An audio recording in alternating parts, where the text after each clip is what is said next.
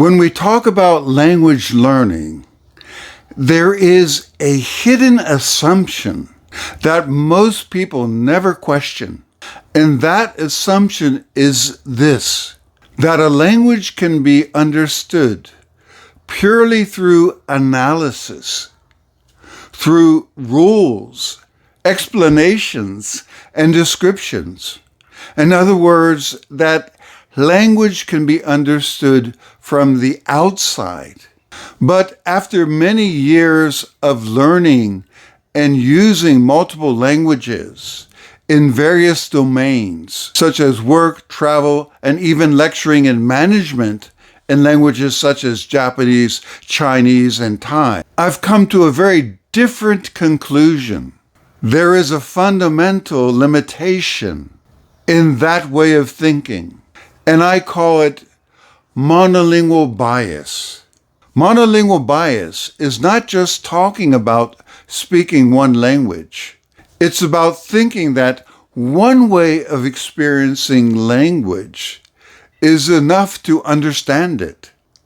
It's the assumption that language is simply a system of rules that can be analyzed objectively. But language is not just a system. It is an experience. And without that experience, something essential is missing. There's a simple way to understand this. Imagine someone who has studied everything about music. They understand harmony, rhythm, structure, theory, and so on. They can analyze a symphony in great detail, but they have never actually played an instrument. They have never felt what it's like to produce such a melodious sound, to struggle with timing, to internalize rhythm, and express something deeper that is emotional through music. Would we say that this person truly understands music? In one sense, yes, the theory. But in another, deeper sense, no. And this is exactly the situation we often see in language learning. There are people who know a great deal about language. They understand different kinds of grammar, how they function. They understand linguistic theory. They can describe how a certain language works and language in general. But they have never fully experienced what it means to live in another language, to think in it, to feel in it, to struggle to express themselves in that language. And without that experience, their understanding remains incomplete. This becomes especially important in linguistics and language acquisition research, because when language is studied only from the outside, it's very easy to reduce it to something mechanical, a system of rules, a kind of code. But language is not just code. It's embedded in culture. It's embedded in emotion. It's embedded in identity, both linguistic and cultural identity. And these are things that cannot be fully understood through analysis alone. There's a well-known idea in philosophy that helps illustrate this. It's the distinction between knowing something and knowing it through experience. You can know about a culture. You can read about it. You can study it, analyze it. But that is not the same thing as living in that culture. And the same is true for language. You can study a language for years and still not truly understand what it feels like to use it as a means of living, thinking, and interacting. This is why direct experience is so important. Experience creates intuition, and intuition is what allows us to go beyond rules, to understand not just how something works, but what it means. In my own experience, some of the most important insights I've gained about language did not come from studying it. They came from using it, from living in different countries and cultures, from interacting with people in their own languages, from making mistakes, from feeling the emotional weight of words and expressions. These are things you cannot get from a textbook, and yet they are essential to real understanding. Without that kind of experience, language remains something external, something observed rather than something lived.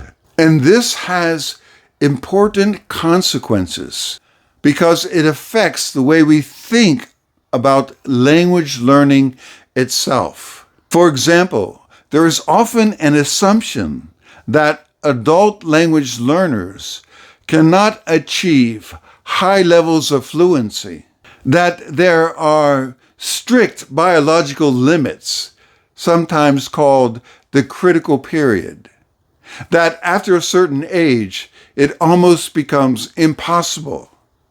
But when you look at people who have actually gone through the process of learning multiple languages successfully, you see something very different.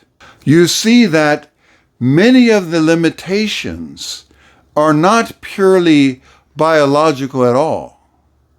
They are psychological. They are emotional. They are related to identity, especially linguistic and cultural identity, to fear, to discomfort, to the willingness to step outside one's linguistic and cultural self. These are things that are difficult to understand from a purely analytical perspective because they are not just cognitive processes.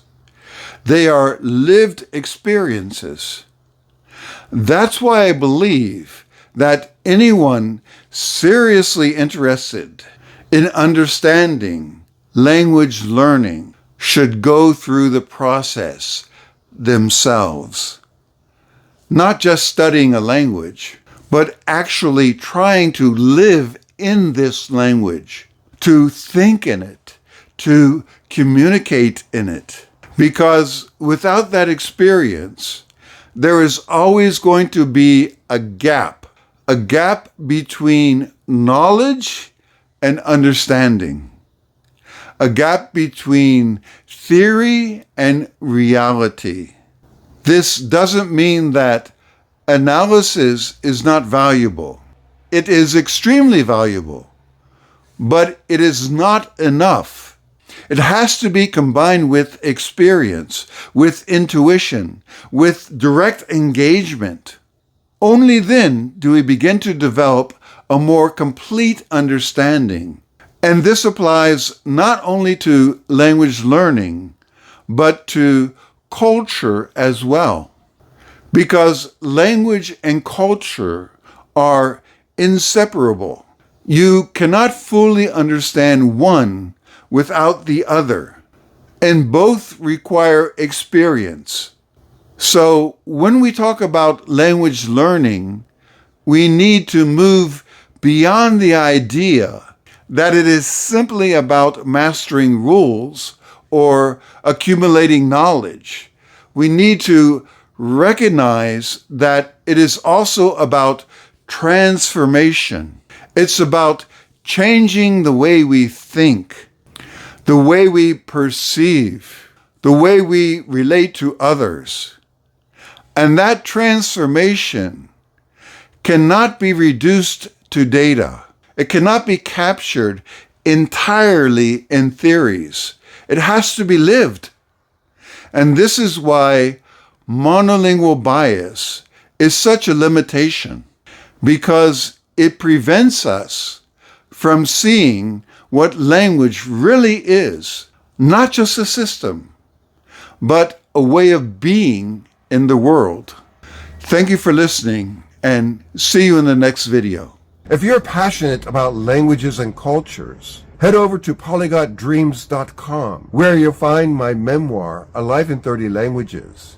It's available in multiple languages, including dual language editions and versions with audio narration, perfect for learners who want to combine reading and listening for deeper study. In this memoir, I share my adventures in 99 countries to the date I wrote the book, along with insights on how to learn languages best, drawn from my own experiences and research as a professor of cross-cultural management. Whether you're a polyglot, a language learner, or simply curious about the world, it's a resource to inspire and inform. So don't forget to visit Polyglot Dreams, the link is in the description, to explore the memoir and expand your language horizon.